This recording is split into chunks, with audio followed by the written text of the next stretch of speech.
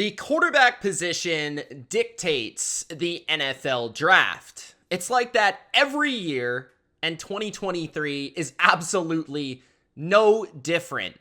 So in this video, I'm going to predict where each of the top 5 prospects at the quarterback position land. I'm going to give you my favorite fit for each player, my prediction for each player, my bold prediction for each player, and also give you an analysis on each and every team that I believe will be in the quarterback market this 2023 NFL Draft. Gronk, spike the like button, and let's get started.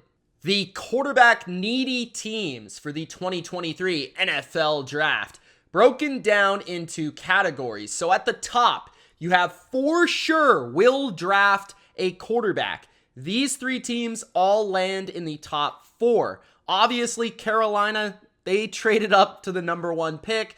They're probably going to choose between CJ Stroud or Bryce Young. The Houston Texans will likely take whoever the Carolina Panthers do not select. And the Indianapolis Colts, well, they have only Gardner Minshew on the roster right now. I think they have pretty much put themselves in a corner to the point where they have to pick a young quarterback here, and that's been their plan all along. They're picking at number 4, but they could potentially trade up to number 3. At least I think so. Will be interested in drafting a quarterback. These are teams that I believe will at least be thinking about it. The Minnesota Vikings, with Kirk Cousins coming up, with his contract almost due, there's an opportunity for them to potentially move on from Kirk Cousins, rebuild the rest of the roster, and go with a younger quarterback that Kevin O'Connell chooses. The Tennessee Titans, 1 year left with Ryan Tannehill, definitely could be in the market rebuilding with a quarterback. The Washington Commanders don't really have a long-term solution right now, even if they do believe in Howell as the long-term solution for now. The Detroit Lions, Jared Goff, 2 more years, but still he's expensive, $30 million over the next 2 years. Detroit might be looking for a high upside option, maybe not early, but maybe in the second round. They've got a lot of picks.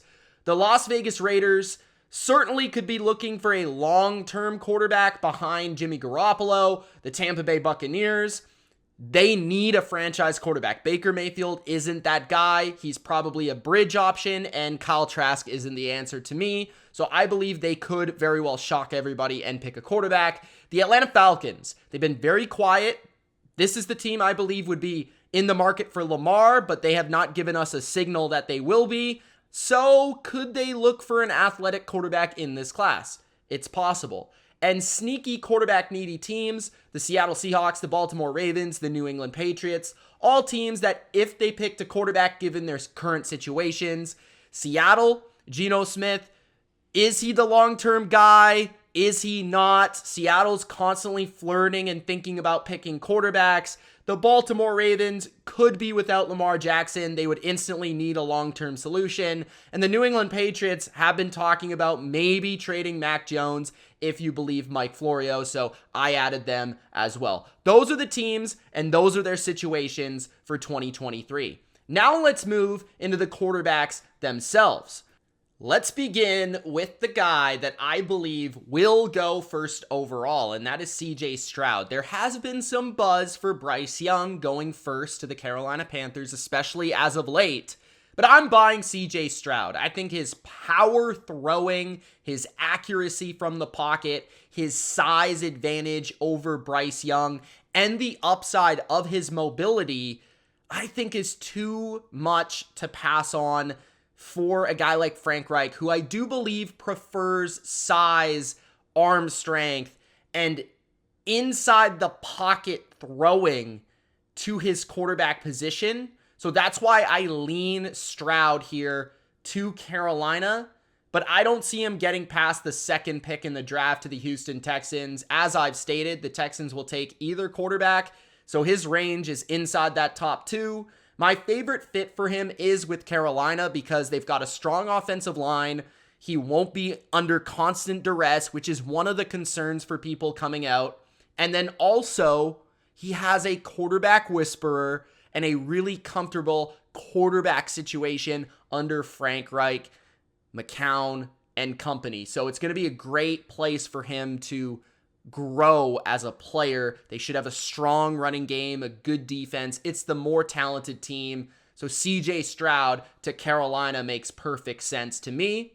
Then we have Bryce Young. My prediction for him is ultimately the Houston Texans at number 2 overall. Could he go to Carolina? Yes, absolutely. And that would be the best fit for me because, like I said, Carolina's a better roster, a better team than Houston. They also have a more proven track record of coaches when it comes to building the quarterback position. Houston has some unknown names, mostly from San Francisco at OC and offensive positions, that you're wondering how they would develop Bryce Young.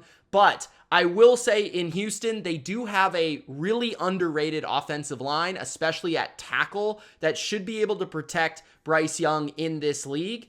And they need to get him maybe a couple weapons there, but there should be enough offensively for him to utilize his playmaking, his ability to extend plays, and to elevate this offense. And you know DeMeco Ryans is going to come in with an emphasis on defense. So if Bryce can hit the ground running, which he should be able to mentally, he should be able to pick up this offense quickly and give it a go. Now, his range is inside the top 4. I don't see him getting past the Colts. The Colts love him.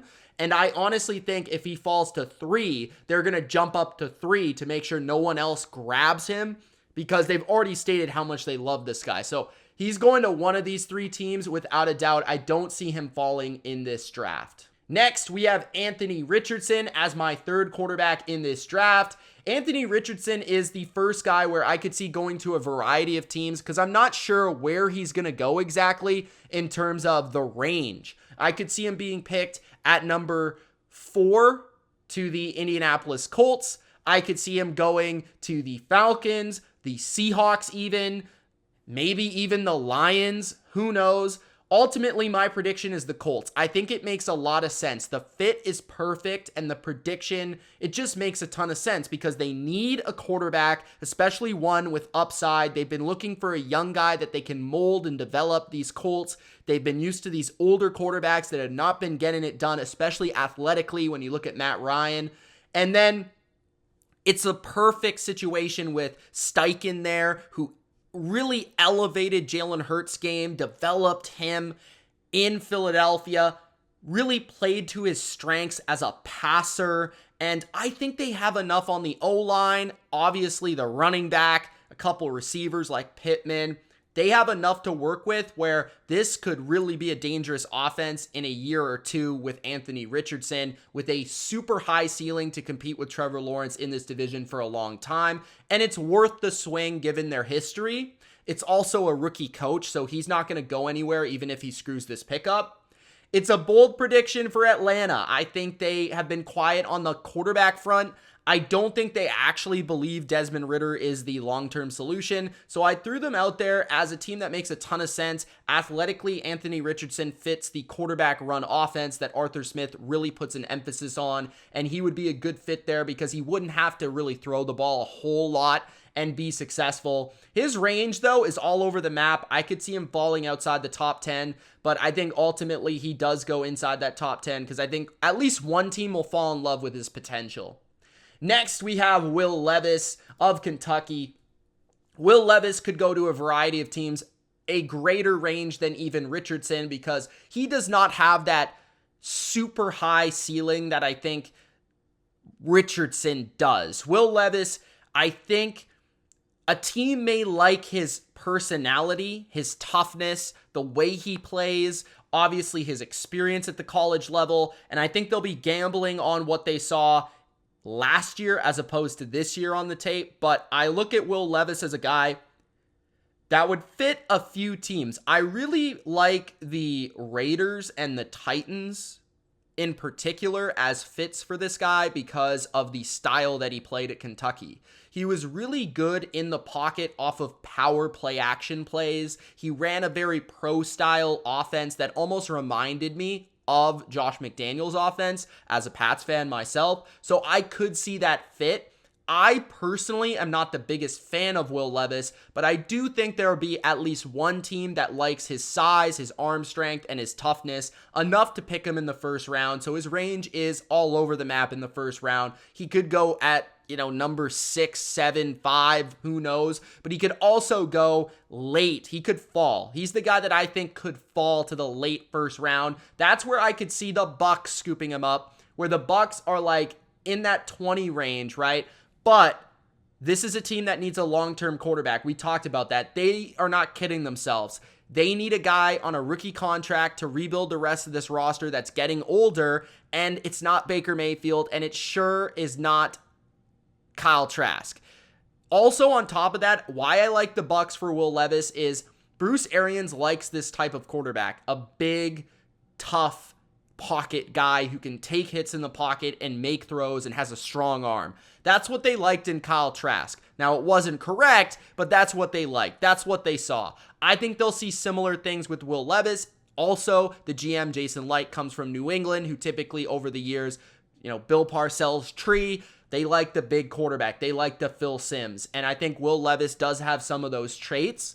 My favorite fit, though, is Tennessee. I think Tennessee makes sense, again, because of the power play action element. It's not as dramatic of a reading through every single player across the field like Josh McDaniels' offense, where I get a little dicey there if Will Levis will be able to do that at a high level like Tom Brady did all those years. But I do think that Levis in a more simplistic passing offense where you're heavily leaning on the run game, play action game, you do want to go vertical with the ball. He can run a little bit as well. There's a good athlete in this. I think Will Levis to Tennessee would probably be the best fit of all the teams.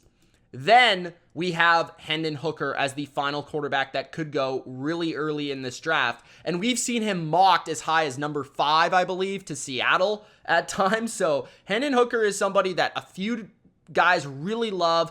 I am kind of in the middle. I like him. I think I have him higher than most, but I don't know if I would pick him in the first. I think there's too many questions there, but I could see a team trading into the first round, picking him in the first round because of that 5th-year option, given the fact that he is going to have to come off of injury. So he's basically going to miss that first year, probably recovering from the knee injury.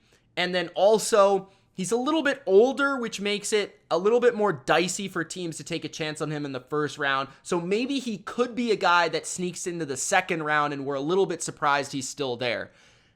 So that's where I could kind of see like the Raiders looking at him, or I could see Seattle looking at him in the second round, because those teams have that range of pick. Detroit maybe takes a chance on him in the second round because it's not as big of an investment as the first round. They can address other needs in the first round to help them win right now. Minnesota's intriguing to me because of Kirk Cousins, and they could have a guy that doesn't have to play this year, clearly because of Cousins, but maybe next year allows them to start a young guy and rebuild the defense and the rest of the team, which they may have to do. Washington's always in play here, and the Titans, of course, him going to Tennessee. It does make sense as a prediction for the Titans. We've heard a lot of buzz around the Titans wanting to pick a quarterback.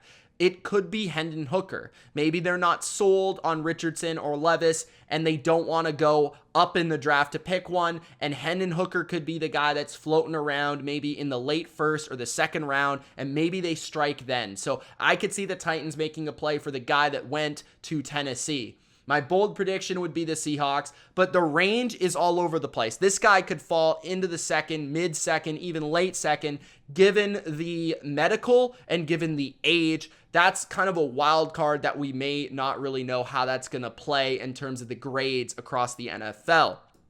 Those are my predictions for the top 5 quarterbacks in this year's NFL 2023 draft class. Hope you enjoyed this video. If you did, Gronk, spike the like button and subscribe. Let me know if you want to see any other prediction videos for the NFL draft this year. A lot more draft and NFL content coming to you soon. It's Mitch. Thank you so much for watching. Peace.